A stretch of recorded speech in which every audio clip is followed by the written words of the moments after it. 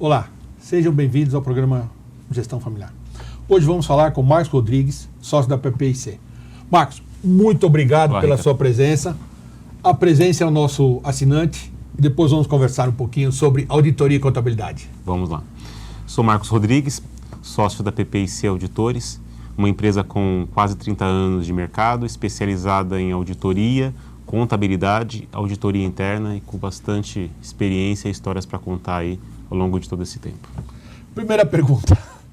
Muitas empresas, vamos falar a maioria das pequenas e médias, elas utilizam a contabilidade ou contador, vamos falar assim, Sim. Você é contador, para pagar impostos, né? Ou também uma parte para o DP. O que você enxerga disso? Quais são os grandes erros que podem ocorrer e o que você recomendaria a eles?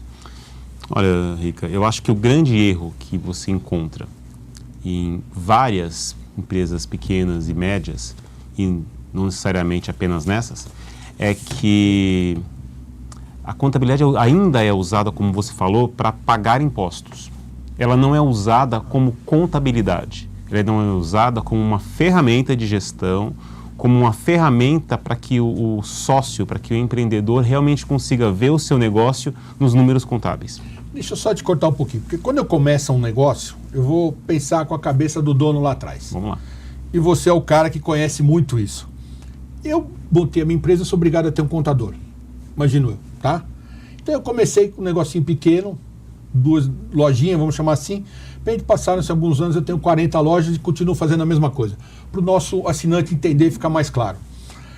Não é o contador também, não sei se eu vou te pôr na parede ou não, que teria que, eu sei que você tem toda essa estrutura, que teria que também orientar o empresário, ou o empresário que também não sou, como ele não conhece, ele mantém do jeito que está. Desculpa ter te cortado, mas era só para poder entender o raciocínio. Tá. Deveria ser. Respondendo diretamente, sim. Deveria ser o contador quem deveria orientar o empresário do que ele tem que fazer para ter uma contabilidade completa, uma contabilidade efetiva. Mas o que acontece é que muitos escritórios de contabilidade ainda, infelizmente, fazem aquela contabilidade mais tradicional para apurar o imposto da empresa lá muito pequena.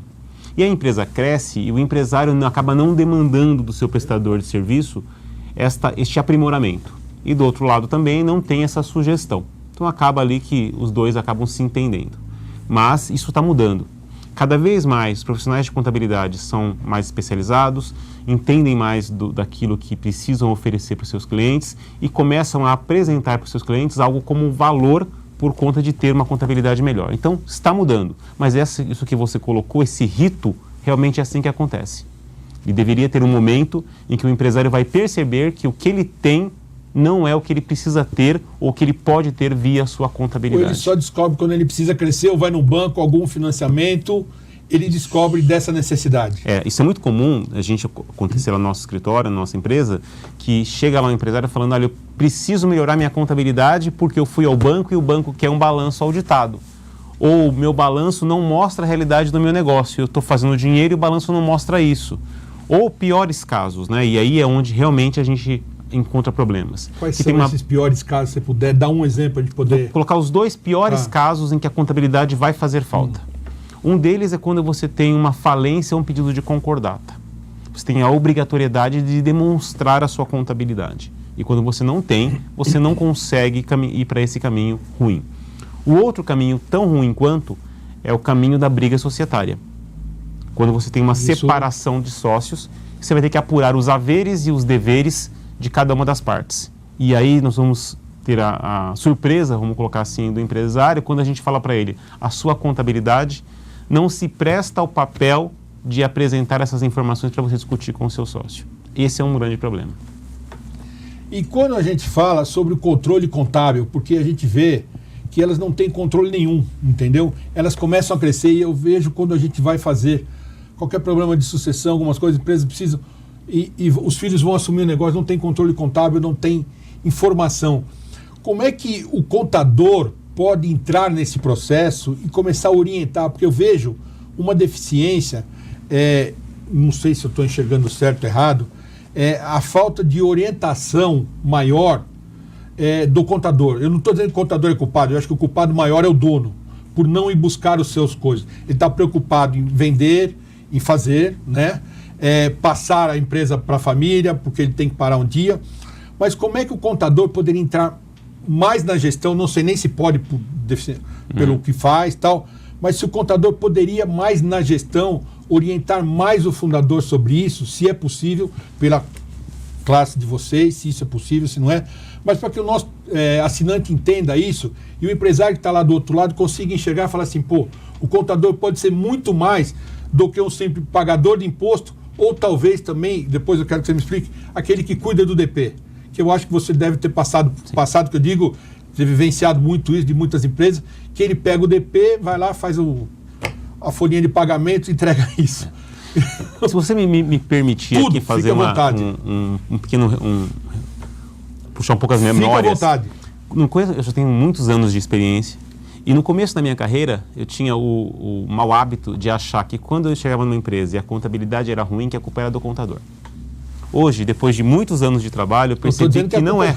A minha conclusão hoje é que não é. Quando eu era inexperiente, eu achava que era uma leitura muito errada e superficial. A culpa de você não ter uma contabilidade boa, que sirva para apurar realmente o resultado, mostrar o patrimônio da empresa, captar financiamentos, apurar haveres, é uma conjunção da falta de informação que o seu contador passa para o cliente e do cliente de olhar para aquilo e querer algo melhor. Claro que às vezes o contador vai falar uma vez, 2 vezes, 3 vezes, uma hora ele desiste também. Mas na maioria das vezes o contador fala, o dono não tem interesse. Falando, uma hora ele cansa de falar tanto assim, ele fala, ou eu perco o cliente ou eu aceito essa forma dele executar sua contabilidade. Eu diria para você que muitas vezes o contador não é algo que expõe o contador a riscos, o contador ele segue normalmente a vida dele e faz aquela contabilidade. Em algum momento ele pode até ser taxado de não ter feito um bom trabalho, mas nem sempre será o culpado. Então eu estou defendendo um pouco a classe contábil. Não, mas eu acho que tem que defender, porque eu sou testemunha, eu estou perguntando, porque eu conversei com as pessoas que você viria aqui e começaram a me perguntar uma série de outras coisas. Eu falei, não, eu vou perguntar que eu conheço o Marcos, não tem problema nenhum. Eu acho que a gente tem que perguntar até para deixar a coisa clara. Aconteceram casos, e não muito longínquos, de que você chega numa empresa, a empresa fala, não gosto do meu contador, o cara não faz nada, ele só sabe calcular imposto, a contabilidade é muito ruim. Aí ele troca a contabilidade. E você descobre que o problema não era o contador, é a empresa. Mas a empresa que não dá informação, a empresa que não fornece os dados e que não quer uma contabilidade melhor. O dono proíbe passar as informações muitas vezes. É isso aí. Ou tem operações que ele não quer declarar. Exatamente, não vamos entrar nesse mérito. Eu falo sempre que a contabilidade ela serve como controle interno dos demais controles internos.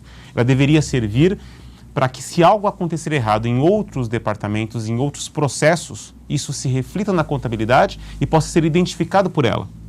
Só que isso, às vezes, está muito longe de algumas contabilidades. Eu estou enxergando hoje, no mercado, que os filhos estão enxergando a importância da contabilidade. Porque eles vão assumir a empresa e sabem dos riscos de não ter uma contabilidade bem feita, porque senão eles vão pagar essa conta amanhã. Sim.